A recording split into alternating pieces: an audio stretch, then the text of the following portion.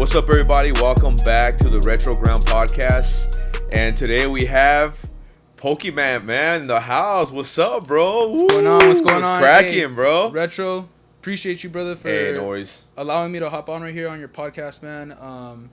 It was funny. I wasn't expecting to lead into this? to lead into this right here. Yeah, exactly. Sure. Like, and you weren't expecting to know the side of me that you saw as well, too. Yeah. At the same location, so it was pretty cool. Again, I appreciate you so much, man. 100%. Yeah, no worries, dude. You're super down to earth, man. I think from the gate, I think it was like a click. You know what I'm saying? Like we connected, bro. You're super down to earth, bro. I look like that, nah. I at my job, it's funny because it's very work professional, and I work at a living assisted memory loss facility. That's most I'll go into, but some people look at me and they're like, man, you're so respectful and professional and everything. And I like to mess around. I'm like, oh, well, you should see me outside of these doors right here. I'm a degenerate, but I mean, I'm 32 years old. I'm an adult. I have a family, a son. Just one. Just one. That's it. No more? Cool, dude. Because that means that's more extra Pokemon that I gotta buy and stuff, dude. Like, man. It's already a wrap, dude, with just one, man.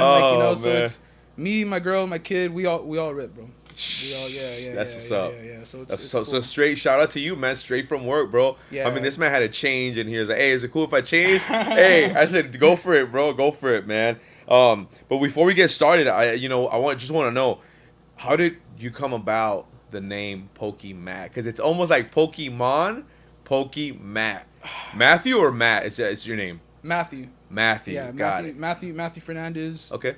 Born and raised in California. Cool. San Fernando Valley. That's what's up. What part of San Fernando Valley? Yeah. Burbank originally. Okay. And then Panorama.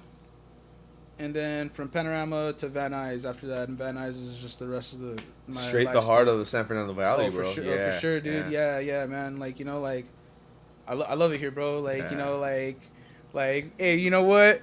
Hate it and love it. I know. But I don't want to leave, man. It's yeah, the valley's dope. I'm down to go and explore. I've traveled as well too. Nowhere too far. Don't get me wrong. Yeah. But it's cool out here. So my name. PokeMatt. How I got it? It's so generic, bro. I'm just gonna straight up, because you can go on any social media page, probably YouTube platform, and you could put Pokey and anybody's name, it's easy, but I guess lucky enough I had PokeMatt, Did you have something else before that or no? No, I couldn't think of it. I did want to put Fulgore 175, so I do go by two names. Okay. Fulgore 175. That's me lurking around the Discord and everything, and then I go by PokeMatt 175. I should have kept it the same name. I could change it, but the thing is I'm very distinct. I like to have, I guess, another name. I didn't want it to be the same one. I didn't want to be boring, Yeah. But Fulgore, I got that from Killer Instinct right there. Yeah. So shout out to Killer Instinct, the SNES? Oh yeah. Oh, dude, yeah. that's what's up. Shout out to my preschool, Trust, man. They put me sometimes. They let me get away with going into the big kid room, and that's where they had the SNES, And I saw them playing that. And then Super Mario RPG as well too. Yeah, that was super sick. Dude. When they came out for the remake on the Switch. Yeah. Had to pick it up, dude. Yeah, that's such a good game. But Killer Instinct was so good, bro. Super, man, it was so good. I was hooked more on the N64 Killer Instinct. Gold. Honestly, Gold. I like the looks. Gold. It's just you're able to see the polygon, the more shaped features and everything. Killer Instinct was a 8-bit retro theme. I'm going. If I say retro all the time, I'm pointing at you, right? Yeah. It's just, it's funny. That's a good name too. I like that. Thank you. Yeah. And how long you been in the reselling business, bro? I feel like out of nowhere, I just stumbled across so many. There's a lot. People. There's a lot, bro. And you're just like, whoa, where are they? First, I didn't really start trying to do shows It was more trying to sell my overflow inventory. Yeah. And then I ran into video game guys, and then I ran into, oh man, this guy brought the binder out. When we get to Yeah. And now I just see so many people reselling, bro. So how long have you been reselling? Were you a collector first, then a reseller?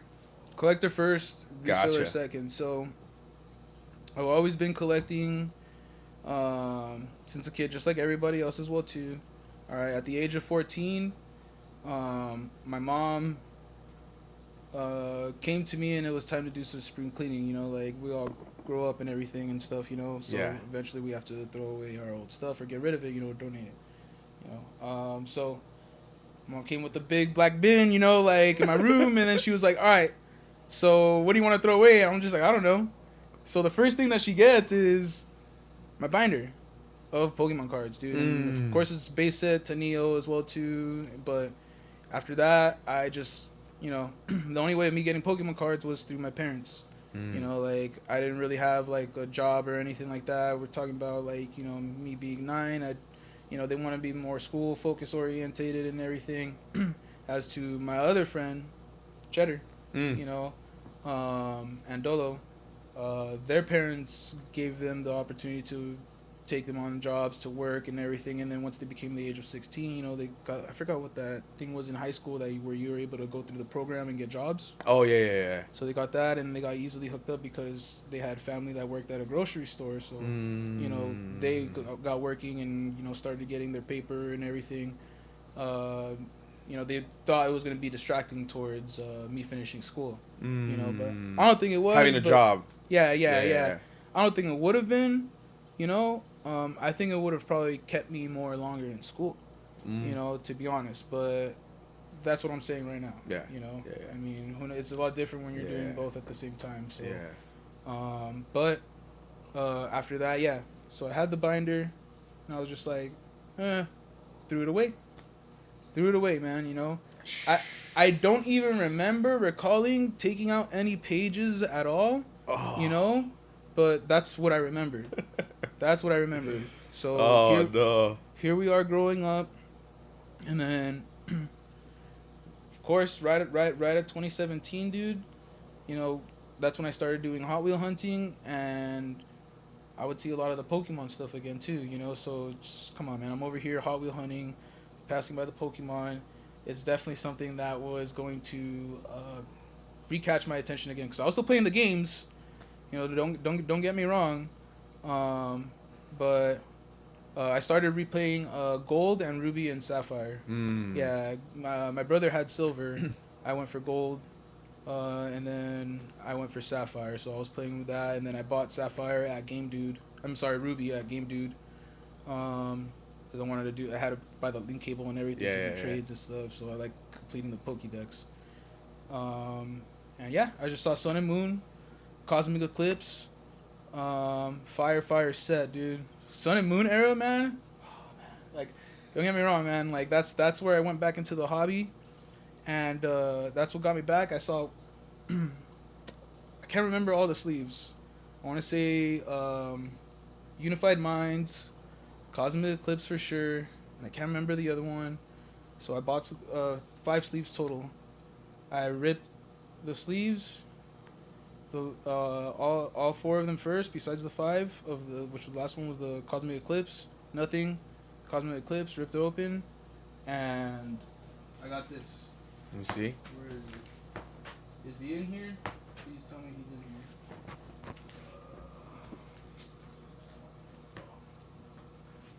Let me see. Got that right there. Ooh. Charizard and Brayson GX. Wow. Hyper Rare Tag Team. Wow. And you know what was funny? It was at 12 o'clock at night. Let me see. That was 2017. My son's 9 years old right now, and we're in 2025. So 2016. yeah, he was only 2 years old. Wow. He was only 2 around that time, and everybody's asleep. My lady's asleep. Pulled it, and I was just like, "This real?" You know, bro. I kid you not. With my thumb, like just across the card like that, like smooth though, like not hard or nothing, just smooth, like like it's Wow. like like without What's the this sleeve. worth right now? It's like a $95 card last I checked. Like I could easily go on TCG Player right now and check up the updated price. Wow. It could be lower. Honestly, hyper rares don't get too much love that they used to get, because people would prefer more of the colored artwork of the Pokemon. They don't want to do the whole rainbows. Yeah, So, right on, man. Started back at 2017, and from there that was it, man. Yeah, from there that was it. So the reselling's end of it. It didn't start right there, but it started maybe like about 2 years later. So 2019 yeah, during COVID. 2019 during COVID, and after that started from 2019 to still now.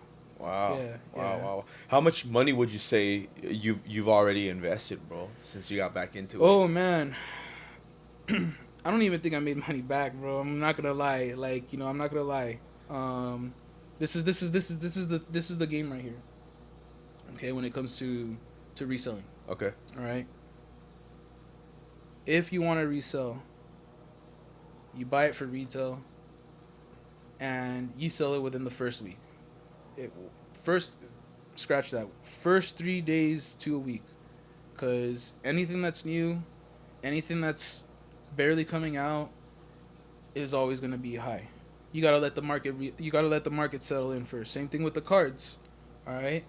If you buy anything before release date and you're buying it at the secondary market, which is resellers, like me, and this is again, I'm saying this with me. Yeah. And I'm not saying this because I'm trying to discourage anybody or nothing like that, but you can lose money. All right. And if you're in this for thinking that you're trying to get rich, and you don't have your whole collection that you've had from 1999 in its heat, then you're not really going to be thinking about making a lot of money unless you know where you're hitting the restocks. You know how to buy. People right there where you're going to be able to go buy all the product and everything. Yeah. And then you have that customer base to go sell all that product right away as well too. And then considering now there's so many people who resell, it becomes thing. A little tricky and difficult to. It's very competitive. Yeah. Very competitive. And you have that one person that always wants to be, I'm the one, I'm the number one. And it's just like, I'm just like, the number one. Okay, cool, you are, yeah, that's fine. Like, yeah, I'm that's the funny. key, but like, it's just, man. Yeah, it's going for about $93. $93. Yeah, that's cool. That's what's up. Yeah, it did drop to around 60, 65 at some point. I picked up 2 of them. I sent them to get graded to right PSA. On. One came back a 10 and the other one came back a 9. So I sold the one that was a 10, like $350. I think that was before the boom. Yeah. Again, the big boom that we had right now recently, yeah, like in Scarlet and Violet era, Yeah. Sword and Shield era was something else, man. Like it was crazy. I want to say it has the equal frustration of getting product right now. But right now it's definitely a lot more crazier. You have a lot more people into it, and then now we have a lot more bots as well too. Because again, the Discord server that I'm running around in bots meaning, for those who don't know what a bot is, right? Well, what's a bot? Break it down. So, like, I don't know exactly like the proper breakdown of it, but a bot is something a program that somebody has, whether in their computer or laptop. Whether it's on a server. Got it. And when it shows up a product listing, it automatically loads you to that product. And it automatically loads all your information, name, email, phone number, credit card, within under a second. And it takes you all under a second. And it takes you all the way to the checkout process. So that's why a lot of these places like Pokemon Center have a queue. Walmart's doing a queue system as well too. Queue system meaning like you have to wait in line. Oh wow. You have to wait in line. Wow. So that's insane, man. And that's how people get a hold of these new releases and drops, right? Yes, exactly. With the bot. And to be honest, idealistically as well too, online ordering prior. Yeah. was so much easier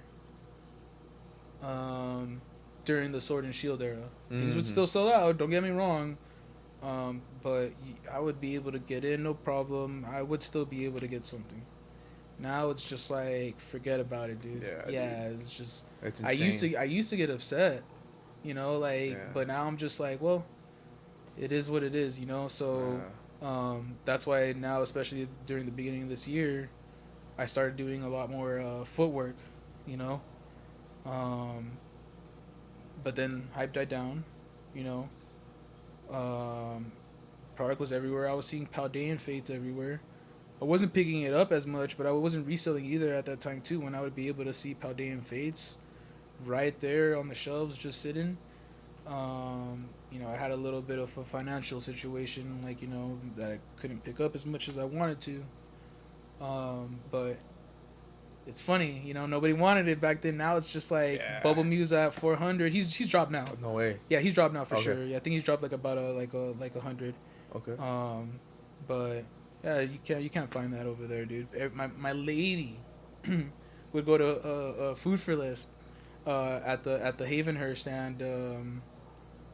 and Sherman Way. Yeah. Across the Denny's right there.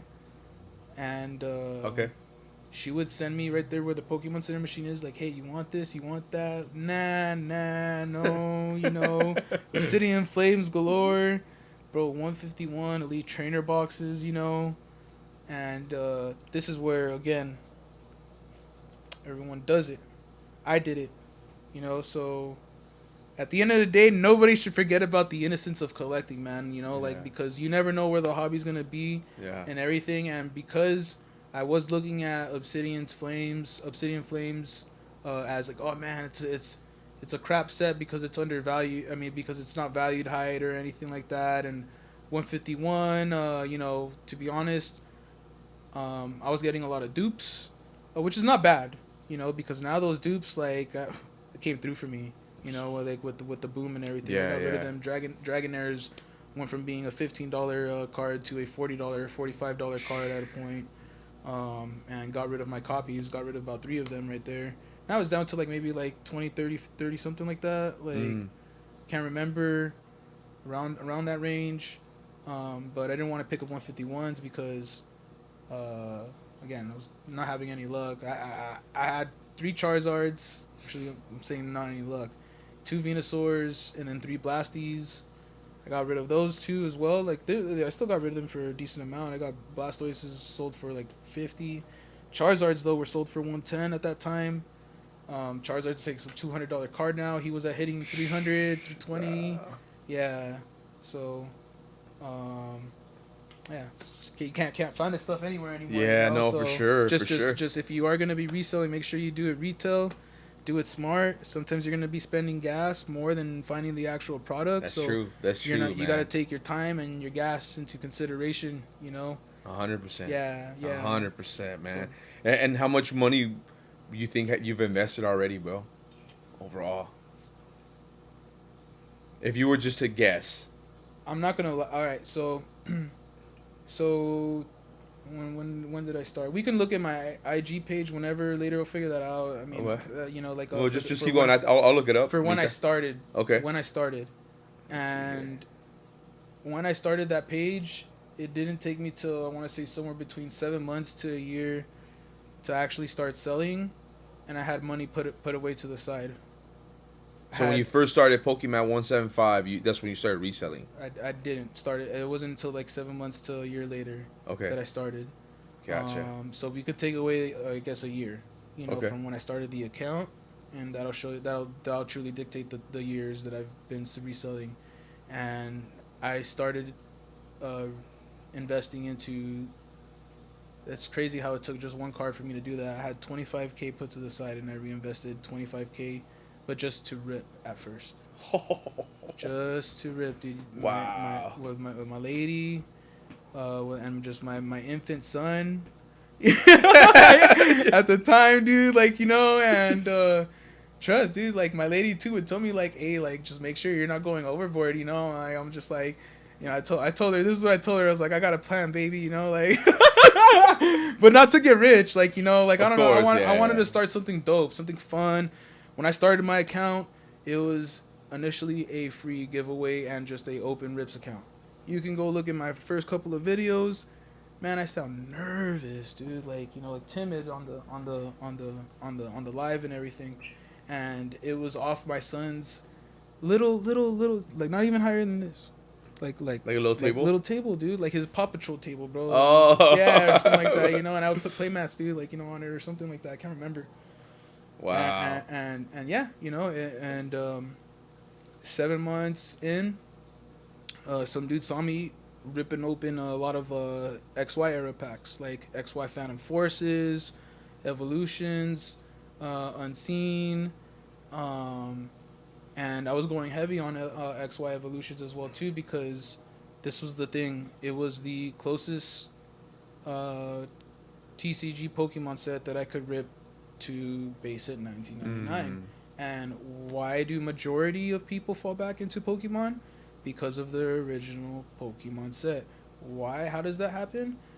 Parents that show their kids Pokemon, and what is it going to be? It's going to be with the original. You don't have anybody showing, look at Cyndaquil and Chikorita and Mudkip at first. Yeah. Like, you know, like they're dope Pokemon. Yeah. You know, Chikorita, she's all right. Like, you know, like she's cool.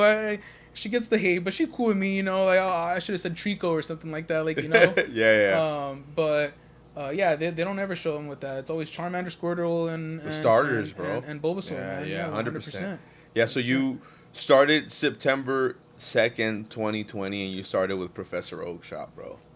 So 7 months from there, so that'll be like 2021, summer 2021. Yeah, so is when you started. So like I want to say like maybe, yeah, I guess about 3.5 years. Yeah. Okay. Yeah. 3.5 years. It felt so within that time, it goes by fast, huh? Yeah, 100%.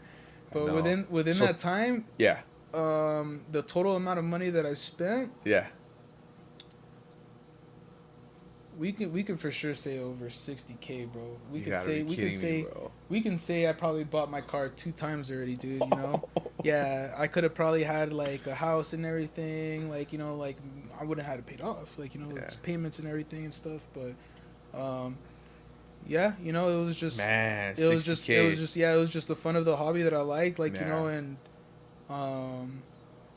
this is the other part too, like, you know, like not to use this as an excuse or anything like that, but I was definitely going through a tough time throughout that I guess time of me opening Pokemon and everything. Packs? Yeah, packs or just anything Pokemon period that it felt good to rip open and chase it and feel like a kid again. Of course, dude. Of course. Yeah, but you can't let that sometimes get down to you, because there's consequences to those things. And I'm not saying like, oh, I'm suffering as consequences. No, like, you know, like, but like, just play responsibly, you know, right? Just remember to be responsible. Yeah, dude, remember to keep it financially responsible. If you're an adult, if you're a teenager, or even a kid, you know, like learning about finances or money, or you want to know about like, oh, the hobby makes you money. Yeah. Be financially responsible. That's the number one thing for sure, right there. You know. Yeah. So.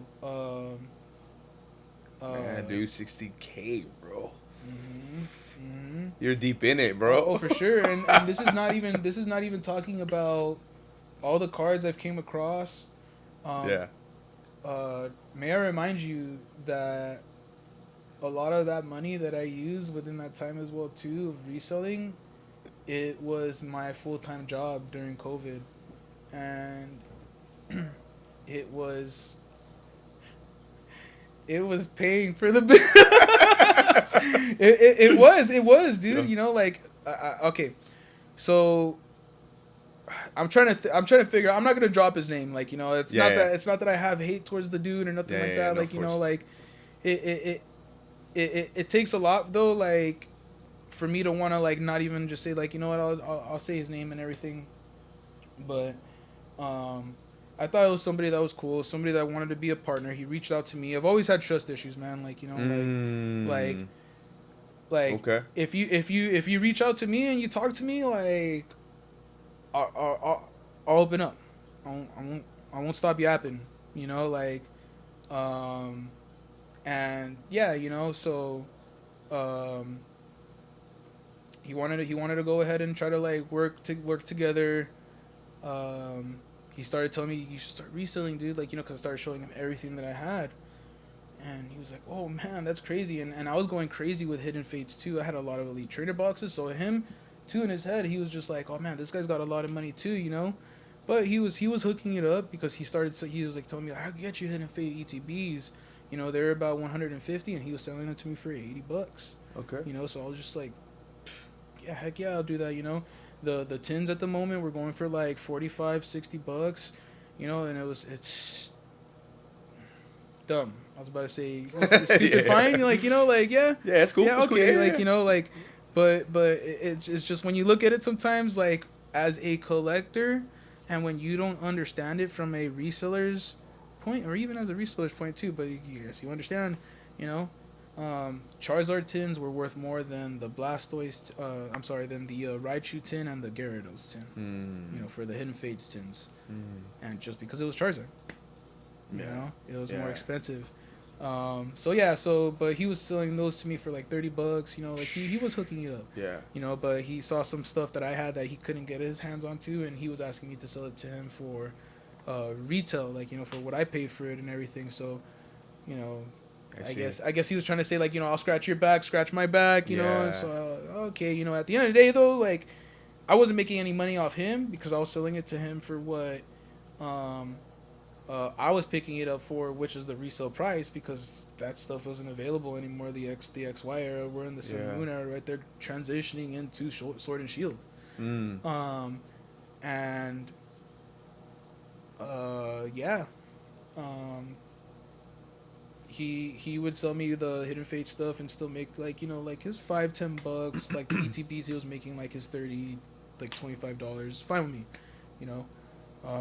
I didn't care. I just wanted the the stuff that I couldn't get, you know. And I mean, I could get, but like not for that price.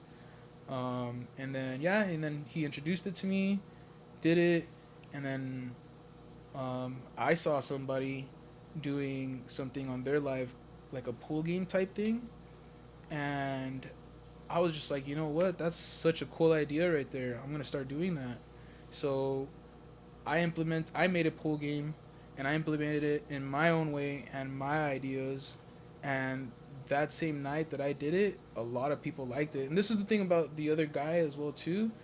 He was a cool guy, like I'm saying, man. Unfortunately, he was the way he was, but he was introducing his people to me, and he was out in Colorado, but he used to live here in San Fernando Valley, but his people are here in San Fernando Valley, so a lot of people started picking stuff up for me because they're right here, I'm right here in the valley. Yeah. Of course. So skip the delivery, you know, skip the waiting time, you know, let's go straight Mm. to the guy that has it, you know. So he started losing a little bit of money because of that, because his traffic started coming to me.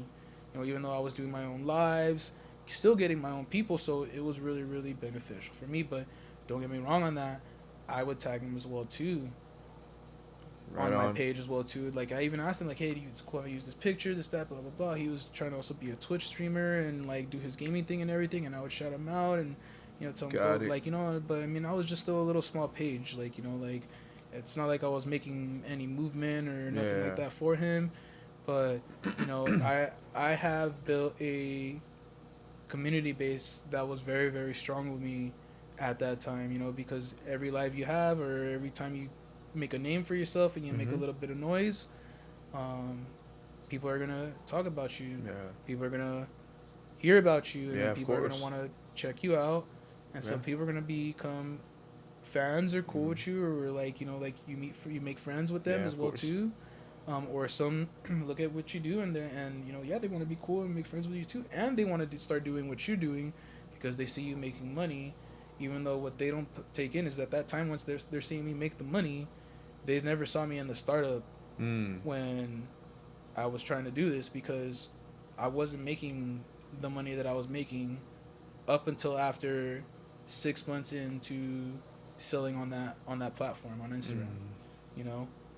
But after that, yeah, you know, he didn't like that. We fell off. Then he started looking at my material And I mean, hey, that's what a content creator is like. I mean, I saw somebody else doing a pool game, so I saw his material. I took the pool game idea, but I'm pretty sure he wasn't the creator of a pool game. There were so many other people doing pool games besides just me. Yeah. It's just how you build your community with the people that you meet Yeah. over there, and it's crazy because I was able to build a relationship with a ton of people over social media that I never thought that I would be able to do. Wow. Because again, prior to doing what I was doing was just to share and react with other people, to have conversations, interactions Gotcha. with people, and when I started streaming, I always streamed at like 12:30, 1 o'clock at night, midnight, yeah, morning, night. All right on. And it was a lot of international peeps that was joining in as well too. So Oh wow. Eventually I started being cool with people from Australia, from Germany, Sick. and especially the United Kingdom.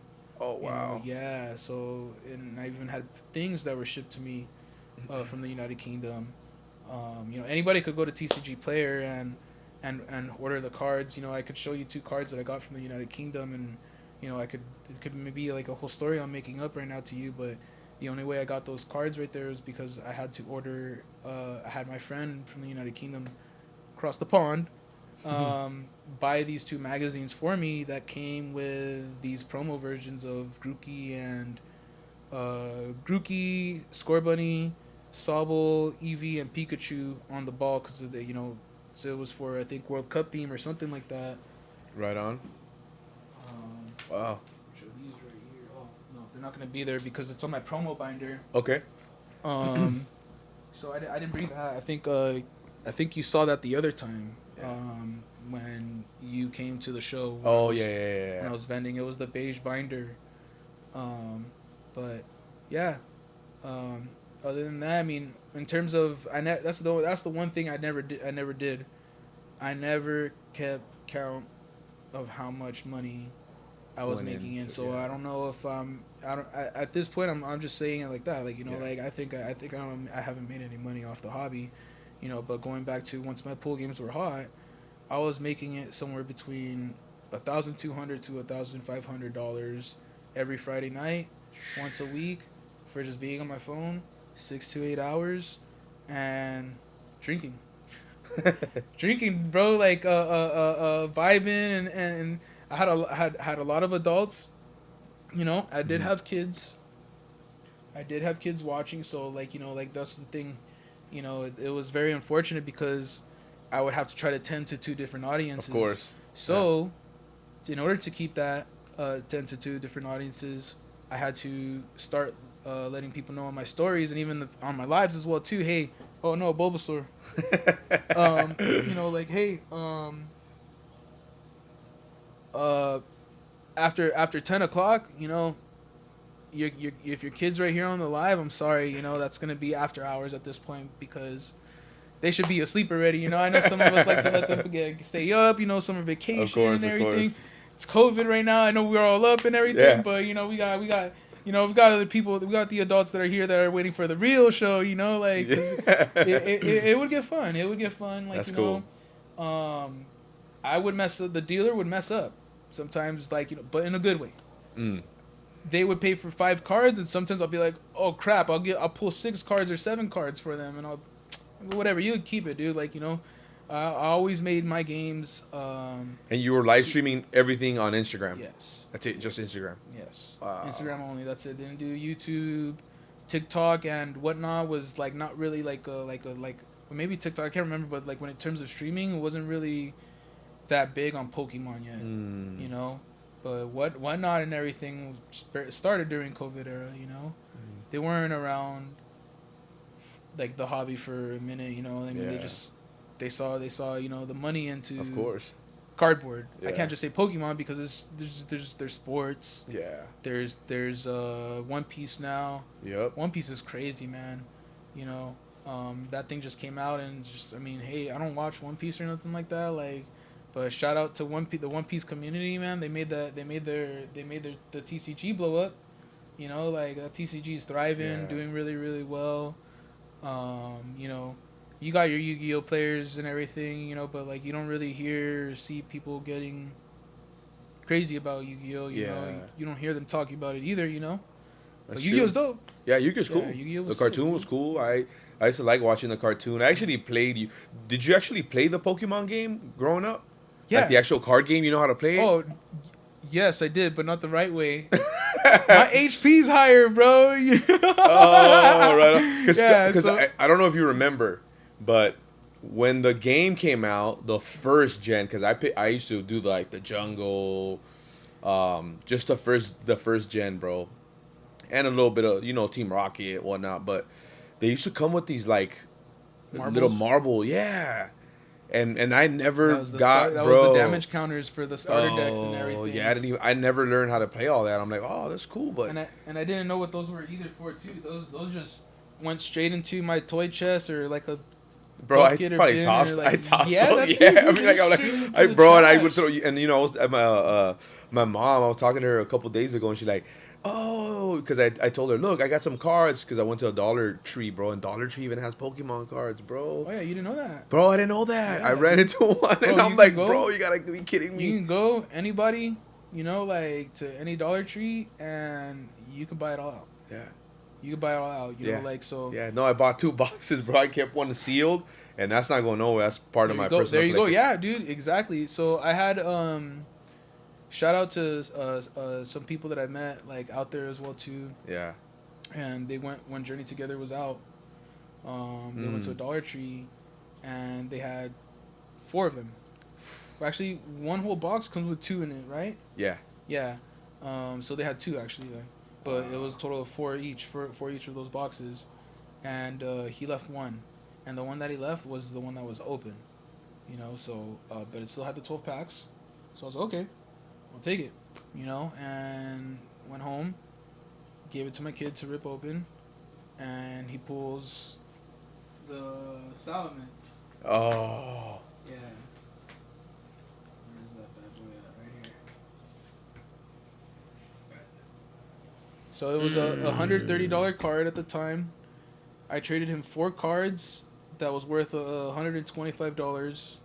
It was a Tyranitar, Yeah. Charizard EX from Obsidian Flames, the SIR, Sprigatito, and Cerulege. So it was just $5 short of what the value was, but that card was tanking already when I made that trade, so $5 short. Grill me if you want to for $5 short. That card's now at $90. Yeah. So Wow. I did a $125 trade for a now $90 card. Wow. But that I knew it was gonna go down because it's a brand new card. Yeah. Brand new. So that's where I'm going to say with this as well too. If you want to think about investing right now, for reselling, always retail. All right. If something comes out if you want to, okay, spend $150 on something on an Elite Trainer box for a brand new set that comes out. That's your choice. You're willing to, if you're ripping it open, just let you know, I hope you're ripping it open for fun and because you feel like you really can't get it and you can't wait it, fine. Besides the fact of FOMO, fear of missing out, Yeah. For those that don't know, you're going to be in for a rough time if you're trying to make money because the second that you buy a card, unless it was prismatic, even that Umbreon EX right now, SIR, is still at a ridiculous price, like about $1,200. That's the only way you're really going to be benefiting from a $150 box, or even the other EVs too. But this set is still being printed on. It's still being worked on. Guess what? What was it, 2 years ago or a year ago? Pokemon announced they were going to be done printing 151.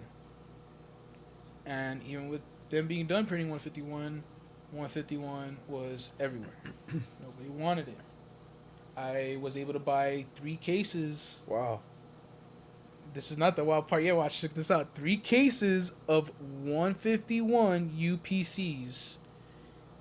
Each case comes with 4 boxes of the 151 UPCs, and I bought them all at $80 a piece. That's That's a box. $320 a case for 4 of them Wow. in there. All right. And that's why I was able to get so much Charizards. Not so much Charizards, but so much of the cards, dupes, 3 Charizards, which to me that was still a lot, 2 Blastoise, and I believe 3 Venusaurs as well too. Wow.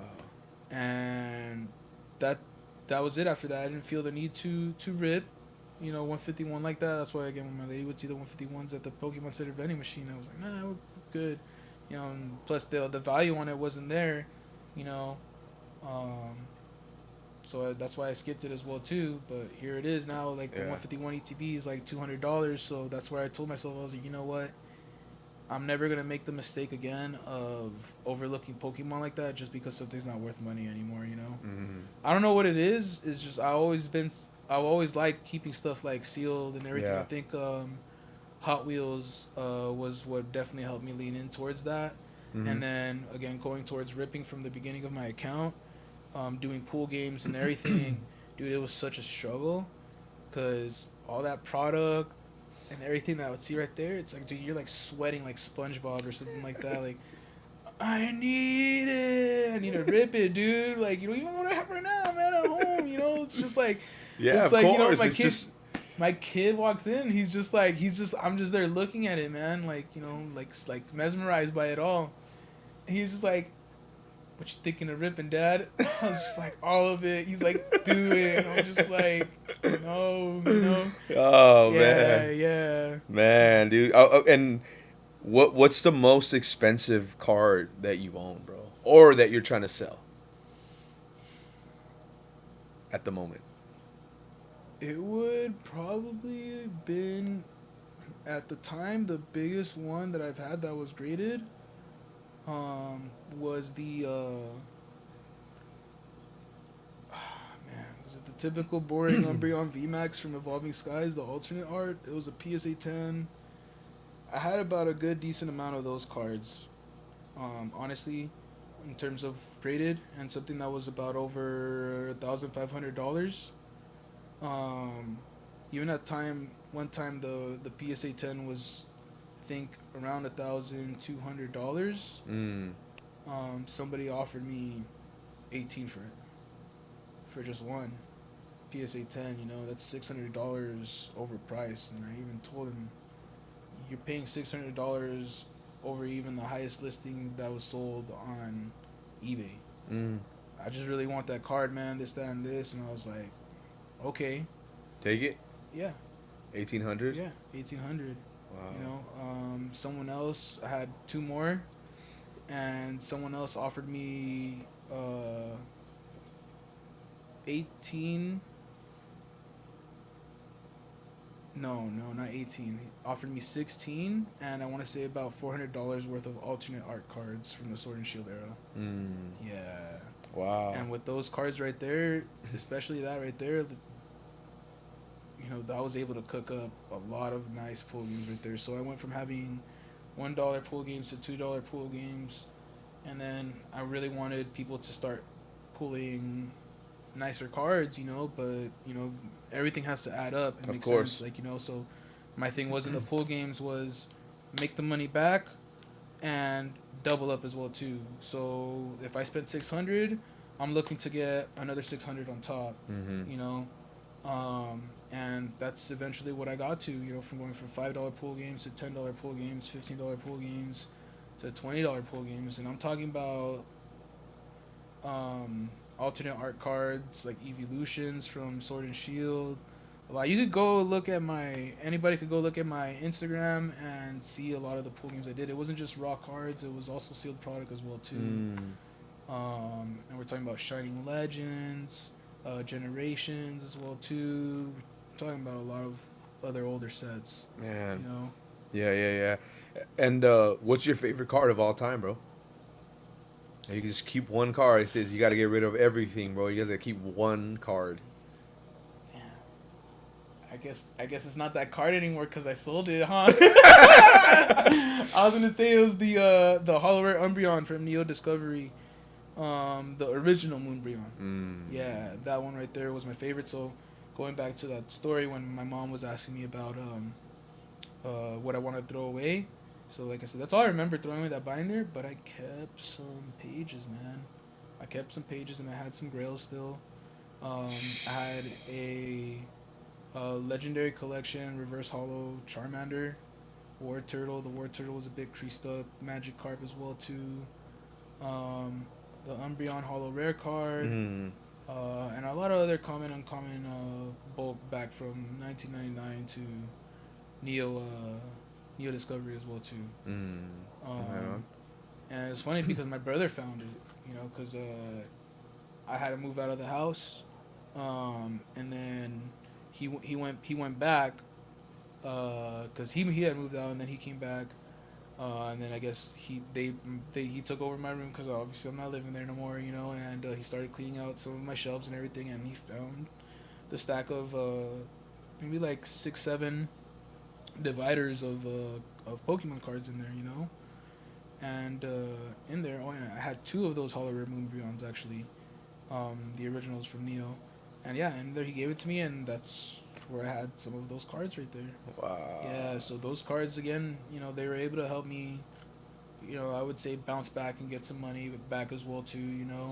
It sucks. I wish I had a lot of those cards, Yeah. but because of what I had, because of how popular it was very easy to tell what people liked. Yeah. I mean, shoot, man, I'm pretty sure a lot of the things that this is the thing, it's Pokemon. Yeah. A lot of the things that you like, I'm probably gonna like as well too in Pokemon. Like we all have preferences, differences. Yeah, like we're not all gonna like a more Pico or anything like that. That's the only one that's coming to my head right now, like that I could say. But yeah, I started going to card shops and picking up bulk of cards. Oh, wow. So that way I could be able to work a deal with them. So let's say I picked up 25 cards or so, and they were charging me 320. I would be like 295, like 310, 300, 300. All right, man. I shaved the $20, man. Yeah, like it helps out. Of course. And even then they're already giving me the discount on top of that too. Like this is cards. Like you could negotiate, you could barter. Yeah. Like even if some shops don't do it or don't price match or whatever it is, you're always able to ask. You can ask questions. Yeah. And if they the worst thing they tell you is no. Like just make sure you're mindful course. and respectful. And if they say no, keep it at that's it. But okay, cool. Like don't do anything else, because at the end of the day they can tell you, hey bro, get out of my store, man. Yeah. They could tell you that, and it's just cardboard too at the end of the day. So. Yeah, no, for sure, man. What do you think is the worst thing about being a reseller, bro? You get hate, bro. You get hate, and you got some hate. Oh yeah, from anybody and it could be from anybody and everyone. It's not anybody and everyone, but it can be from anybody and everyone, if that makes sense. Like like it'll be for no reason. Whether it's somebody that's doing the reselling or whether it's somebody that isn't doing the reselling. And this is what I like to keep in mind to a lot of people.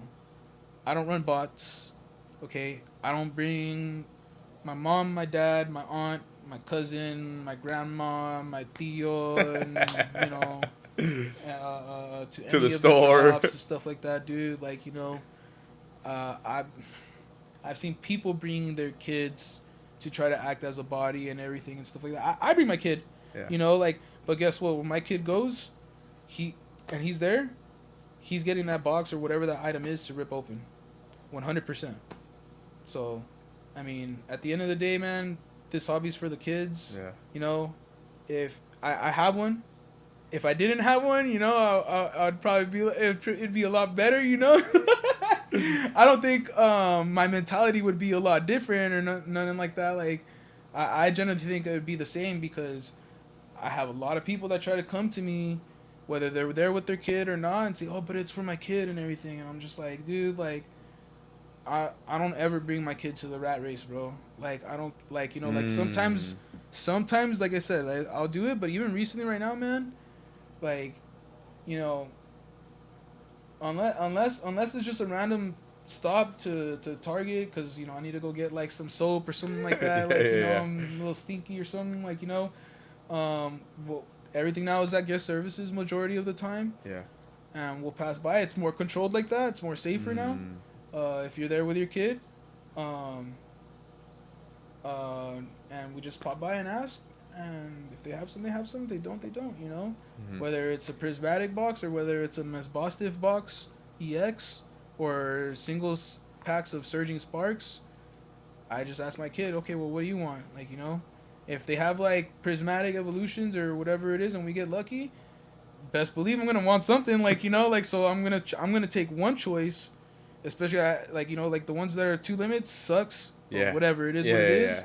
You know, I'm gonna take one choice, and then my kid gets the other choice. And now, like, what even we have to do sometimes, my lady gives my kid her card. You know, because some stores are saying like, oh no, like, well, you're gonna. Oh, you have to pay. Yeah. You know, like, and I'm just like, all right, well, like, what if I give him, what if we give him another card? Like, it can't be your card though. And I was like, you want to give him your card or what? Like, yeah, sure. Like, you know, like, it's for him to rip, man. Like, you know, like whatever I buy, it might be for ripping, it might not. Yeah. You know, that's my choice with what I do. Yeah, with of course. what I buy for myself, whatever I buy for my kid. Again, of course, it's gonna be for him to open, man. I'm not gonna take him to. I'm not gonna go and climb the top of Mount Everest. And then, like, I mean, this is not gonna be able to happen at the top. Like, you're gonna be cold as hell. But, like, you know, like, I'm not gonna take him to the top. And if he's starving and hungry, and there's a plate right there, I'm not gonna start eating first. I'm gonna make sure he eats first, and he's good. And then, all right, the second I know he's good and he's eating, I'll eat. Yeah. You know. Yeah. So it's either that or we rip. Every time we rip, and sometimes my kid, it sucks. You know, it does suck because my kid's like, oh, you're not gonna rip, because when we do rip. We always do the guess the energy stuff and everything, but we always guess the same thing. He always goes for electric energy. I always go for grass. So shout out Bulbasaur right here. I was telling you, dude, I was like, he's fine, dude. Like, you know,